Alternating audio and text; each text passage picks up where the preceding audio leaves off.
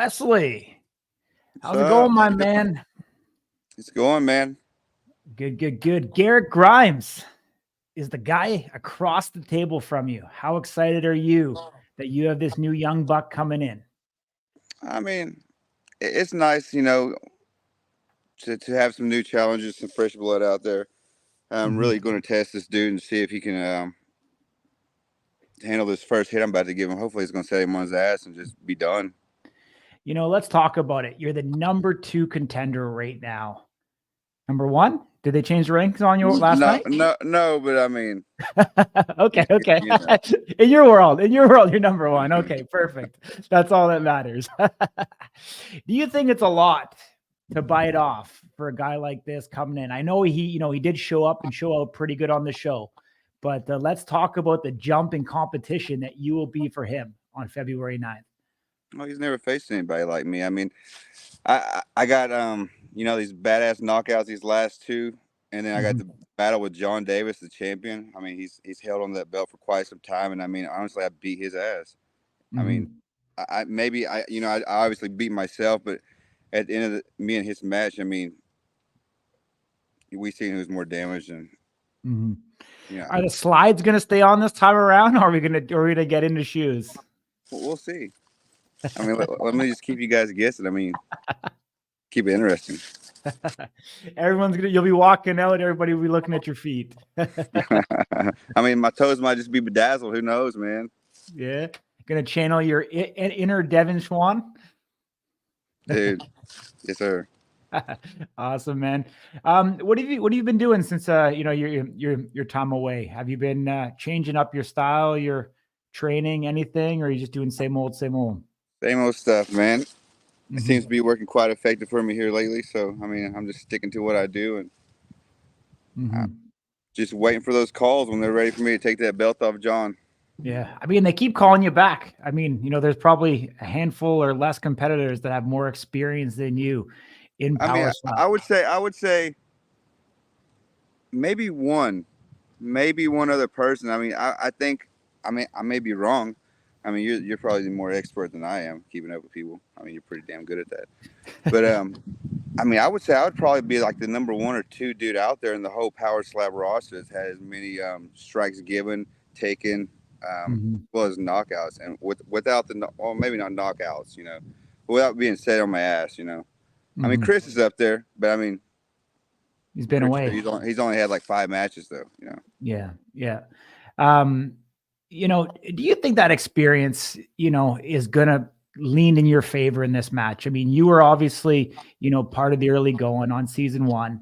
There was a learning curve for everybody. Do you feel like there's a learning curve for these second round guys? I mean, we're seeing a number of fouls being committed as part of the show, kind of a repeat of how it was on season one. Do you think there is that learning curve where it takes you that, 4, 5, 6 fights before you really find your groove? Yeah, I believe so. I think a lot of it has to do with just the pressure of being on the big stage. I mean, you got to keep in mind. I mean, this is you there? Yeah, I'm still here, my man. I was just putting you front and center. Okay, I Oh, was gonna good. say, we are the front runners of a whole new generation of sport. We're out here building it, so it's a lot of pressure coming out there. And I mean, like I said, we are under the biggest fight organization there is in the whole entire world. I would say, what I mean. So there's a hell of a lot of pressure when you're going up there on that stage. Hmm. And I salute anyone coming up there and getting put down by me, Hmm. Garrett.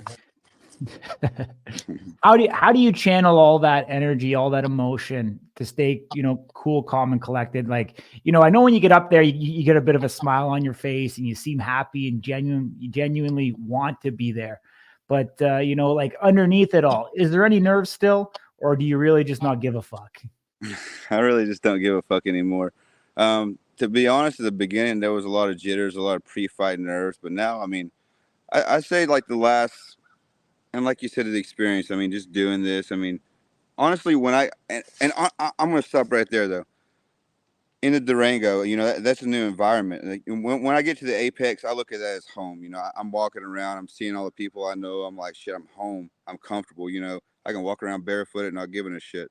But this is a new environment for me, so it may change it up. I mean, I'm interested in seeing how everybody else is going to react, in a new setting.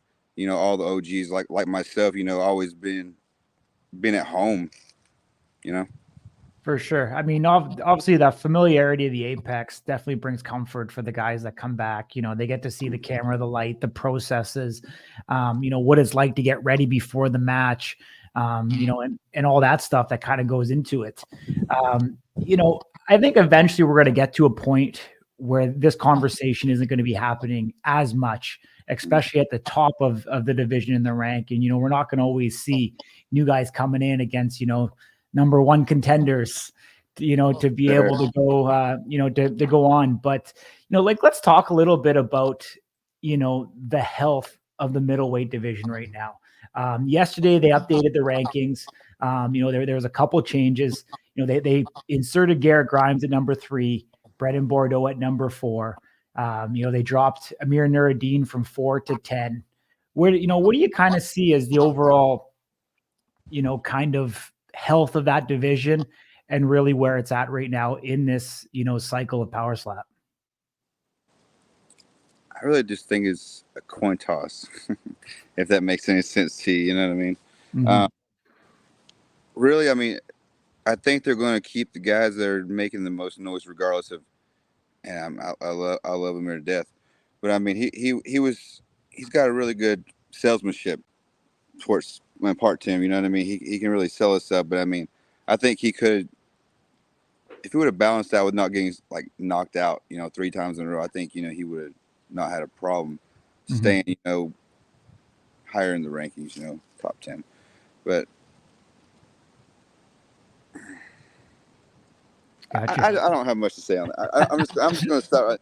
I don't want to. I don't want to get too deep into that. All good. All right, then I'll ask you about your opponent thing. Garrick Grimes. Anything in his game that worries you at all? He's got a big fucking head. I'm worried if I'm going to break my hand when I smack the shit out of him. Awesome, man. That's a great answer, my man. I mean, that's the honestly, if you talk to a lot of the guys, or from the first guys when I was talking to them, like a lot of our concerns was like the damage to our arms and hands and forearm versus the actual impact to the face. Like, that's really not bad. Like, I dread the repercussions of what's going to happen when I smack somebody, rather than my face. Me personally. Gotcha. Do you think is the swelling in the face something that you had issue with early on? Is that kind of subsided and gone? I don't recall, but like, how was your face post John? Like, was it okay? I mean, it wasn't bad, but it went down. The next day is fairly normal.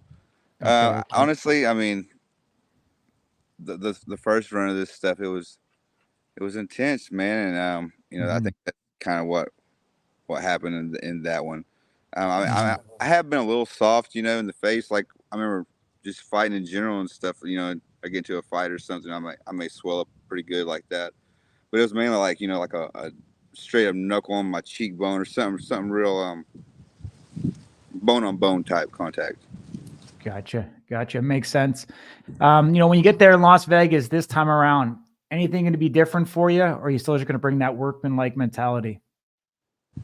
I mean, I'm coming here with just like I'm home kind of vibe. I'm here, gonna enjoy it, walk in there, handle my business, send this dude flying, and just be ready for John. I mean, that's my main concern and thought process. And anything to do with Power Slap related right now, it's John Davis. I mean, anybody else I could care less about. I mean, until that belt changes, I mean, that's the person I'm pursuing. And when that belt does change, it's going to be Wesley motherfucking Drain holding that bitch. So. Awesome, man. Love it. Going to ask you one last question. If Garrick Grimes watching this interview, what do you want to say to him? Knock your ass out, boy. You better be ready. Don't say nothing smart when you see me, when you're face to face thinking all kinds of tough man shit, because I'll shut you down real quick, boy. Awesome, my man. Appreciate you. Look forward to seeing you there live in Las Vegas. Travel safe, all right? Yes, sir. See you there.